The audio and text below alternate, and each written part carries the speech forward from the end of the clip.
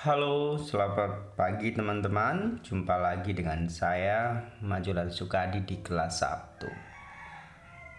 Hari ini pagi hari ketika saya masih belum melakukan berjalan ke tempat saya bertugas, ke ruko atau tempat saya berekspresi diri.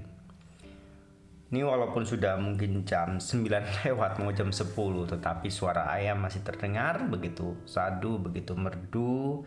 Dan topik yang saya ingin bahas juga berkaitan tentang kehidupan ini, menjalani kehidupan ini seperti apa.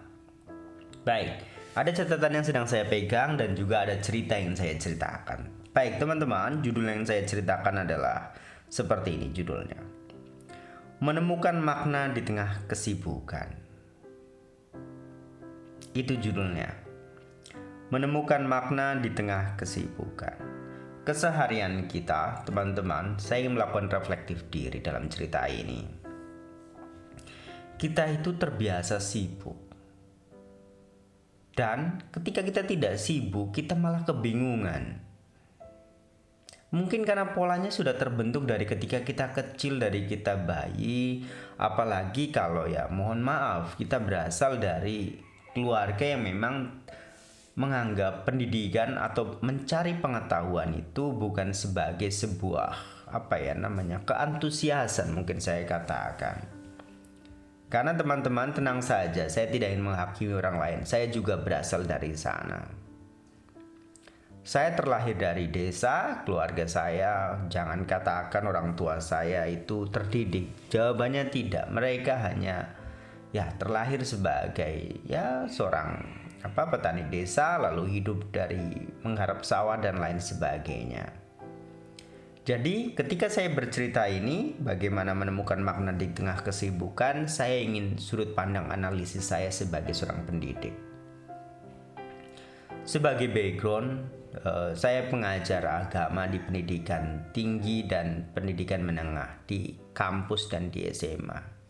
Jadi saya ingin membuktikan validasi ketika saya berbicara ini seharusnya saya memiliki latar belakang teori yang cukup, yang cerita ini memiliki makna. Baik teman-teman, kita ceritanya akan mulai dari sini. Keseharian kita itu terlatih dengan kesibukan yang tanpa henti.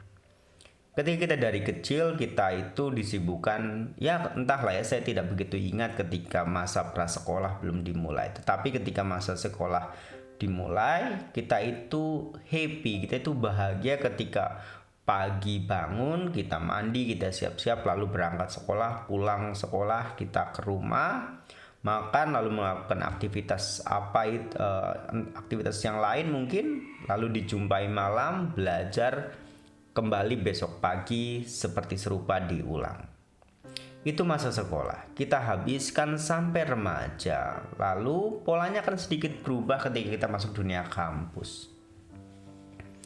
Karena pendidikan kampus polanya adalah kita menyesuaikan jadwal dengan dosen, lalu kita juga menyesuaikan jadwal dengan mungkin saya katakan jadwal pembelajaran yang kita ambil. Maka dalam harinya mungkin ada hari yang kita jalani dengan sangat sibuk, sehari 4 jadwal. Tetapi ada juga hari yang kita jalani dengan sedikit lebih santai, karena mungkin hanya 1 atau 2 jadwal pertemuan hari ini. Baik, maka ceritanya itu akan saya lanjutkan ketika kita masuk dunia kerja. Ketika masuk dunia kerja, ini memang tergantung bidang pekerjaan yang kita ambil.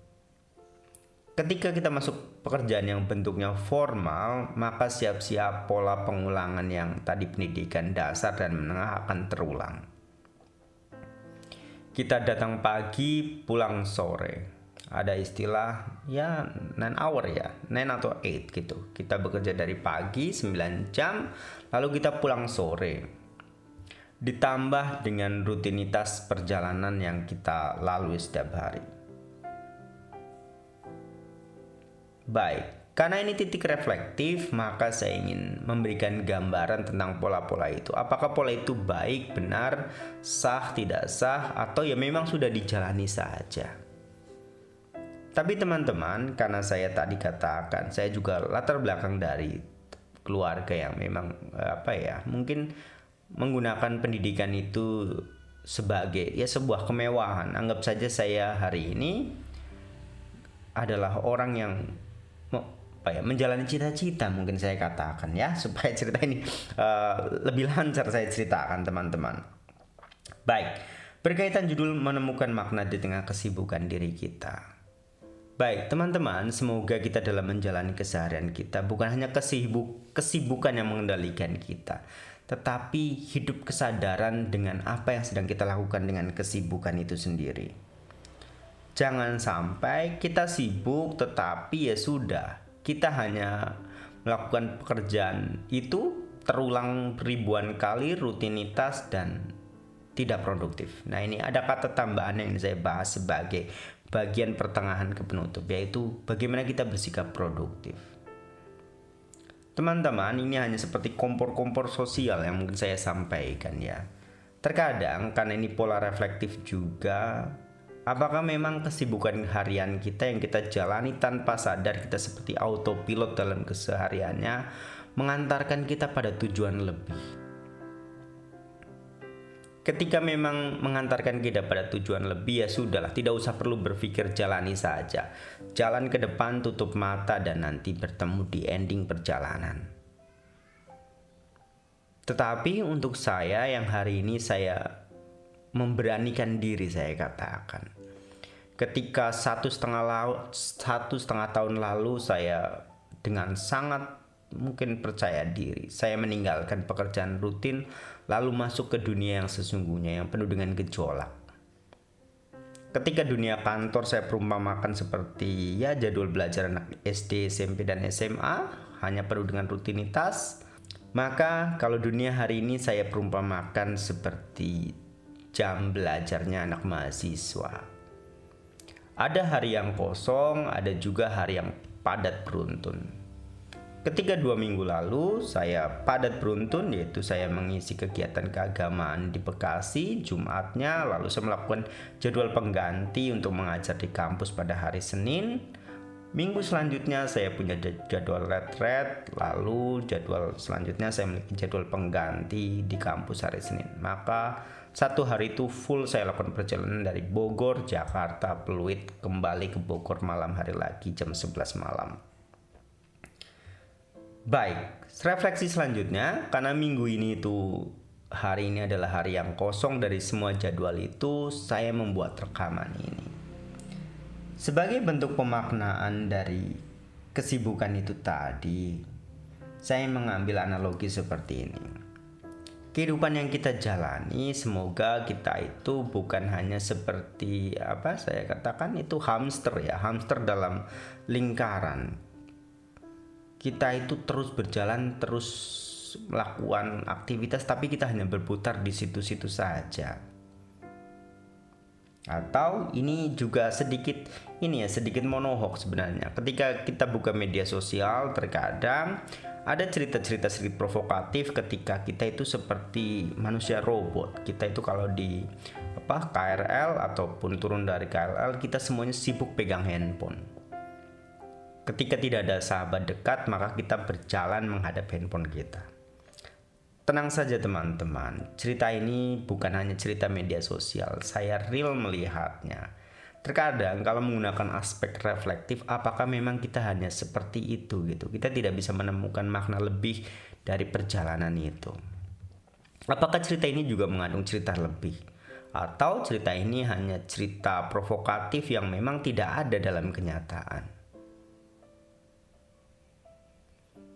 Baik, teman-teman, sebagai bagian penutup supaya cerita ini bersifat akademis dan tidak menyakiti satu pihak manapun, saya ingin mengambil kesimpulan seperti ini. Berkaitan memaknai aktivitas kita, rutinitas kita, memang setiap orang punya tanggung jawab dan beban hidup yang berbeda-beda.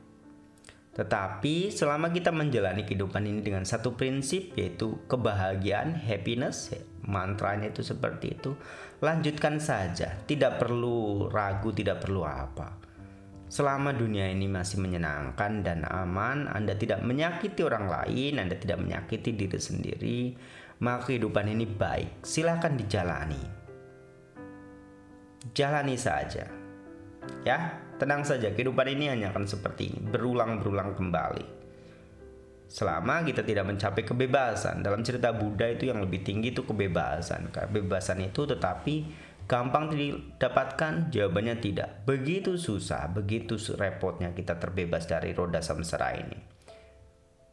Ya nggak apa-apa, kita terlahir mungkin seperti ya tadi, aktivitas kita keseharian kita lakukan seperti hamster yang kita hanya ya berputar di lingkaran kehidupan kita. Tapi selama happy, selama bahagia, tidak menyakiti orang lain, tenang saja. Mungkin ada satu titik, ada satu masa kita itu ya akan terbebas, kita mendapatkan lingkaran berlari yang lebih besar.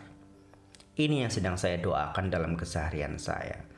Saya sedang mencari bagaimana hidup itu berdampak, bagaimana hidup memiliki efek.